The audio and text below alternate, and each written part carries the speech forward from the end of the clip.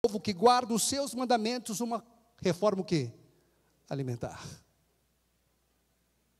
E uma outra, ela diz assim: Deus está trabalhando em favor de seu povo, não deseja que fiquem sem recursos, Ele está levando-os de volta ao regime originalmente dado a quem?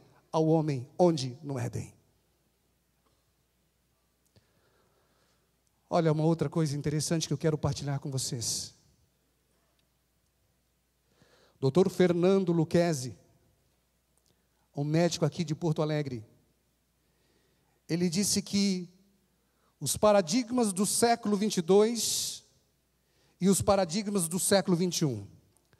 Segundo ele, os paradigmas do século 22 eram esses: o século do ter e a perda da longevidade. Mas agora, os paradigmas do século 21, o século do e a recuperação da longevidade. Nunca se preocupou tanto em ter saúde como agora, batendo exatamente com aquilo que ela fala. Recapitulando, queridos, Deus deu uma dieta especial para Israel quando saiu do Egito antes de entrar em Canaã.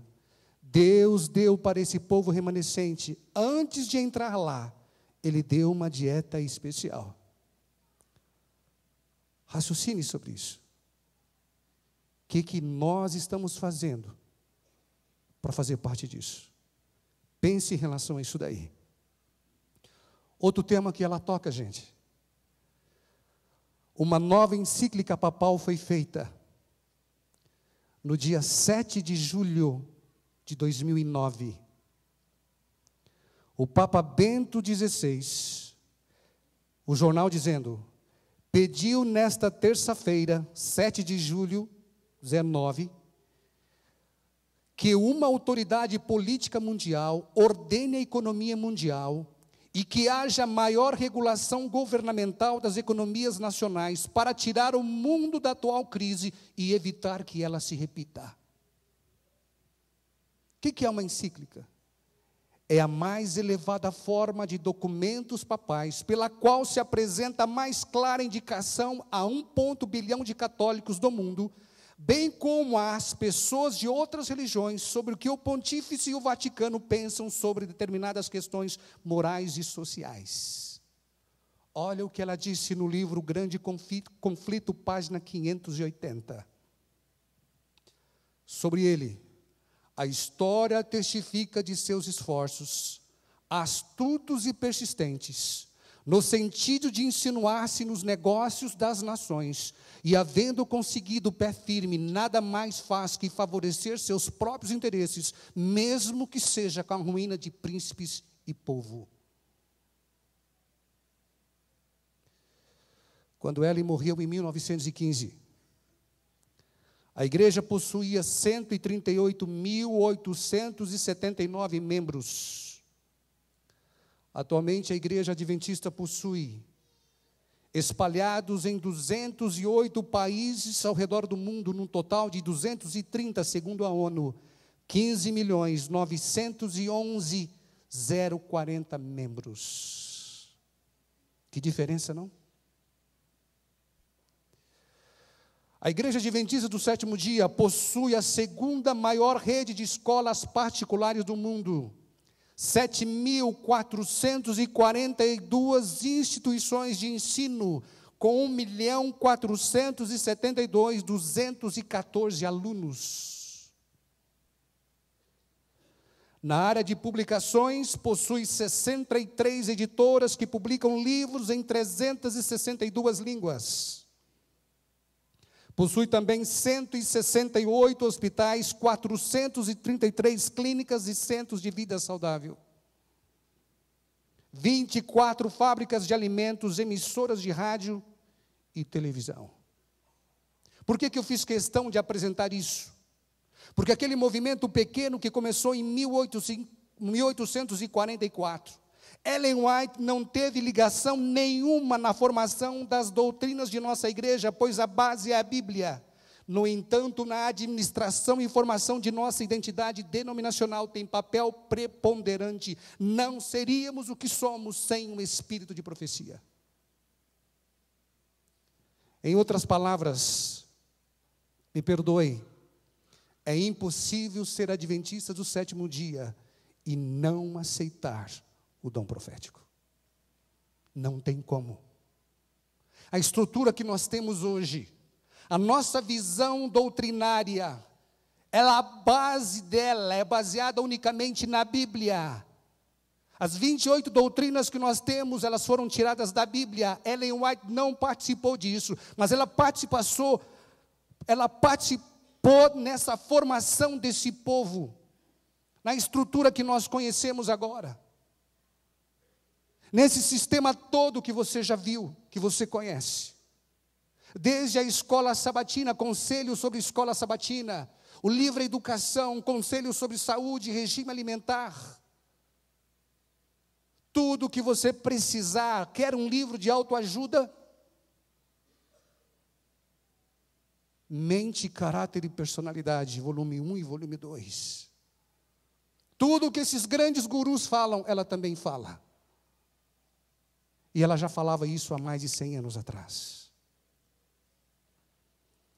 Autoajuda, ajuda se tiver a ajuda de Deus. Autoajuda sem Deus é lixo. Consegue entender isso? Autoajuda com Deus como peça principal para nós cristãos ajuda muito. Mas autoajuda sem Deus não é nada. Simplesmente nada. Não podemos substituir o espírito de profecia nem a Bíblia por livros de autoajuda. Não podemos. Essa é a estrutura da nossa igreja. Quando você respondeu às perguntas que foram feitas aqui no dia que foi feita a profissão de fé para você, ali estava a 18ª doutrina, o espírito de profecia na pessoa de Ellen Gold White. Queridos, você consegue entender isso? É uma luz menor que leva para uma luz maior. Eu quero dizer a vocês agora que eu vou responder a frase que eu comecei, o título do sermão. Qual foi o título? Crede em seus profetas, vírgula, e 3 pontos. Eu respondo aqui agora. Crede nos seus profetas e o que mais, queridos? Prosperareis. Às vezes sofremos porque escolhemos sofrer. Eu lembro quando era garoto, a minha mãe queria fazer o arroz integral em casa e não havia arroz integral em lugar nenhum para comprar. Ela pedia para uma empresa fazer para ela. E eu ia buscar e o cara dizia para mim, você vai comer isso aí? Eu falei, minha mãe está pedindo, então me dê. Ela mandava fazer o trigo integral. Ninguém conhecia o trigo integral. Não tinha isso. Mas hoje, nós deveríamos ter sido vanguardas em relação a isso daí. Nós recebemos de Deus há mais de 100 anos, 1867, 68. Nós estamos atrasados há mais de 130 anos, embora tenhamos o quê? Toda a revelação. Ela dizia isso. É bom não misturar açúcar com leite. Os médicos estão falando isso, é a mesma coisa. É bom comer alimentos saudáveis, que tem o quê? Fibras. Pão integral é moda agora. Nós já sabíamos disso há mais de 100 anos. Se você for a Bear Creek, você vai encontrar um museu. Sabe aquele sucrilho que você come, o Kellogg? Sabe aquele que você come em casa? O sucrilho existe graças a Ellen White. O mundo conhece os sucrilhos graças a ela.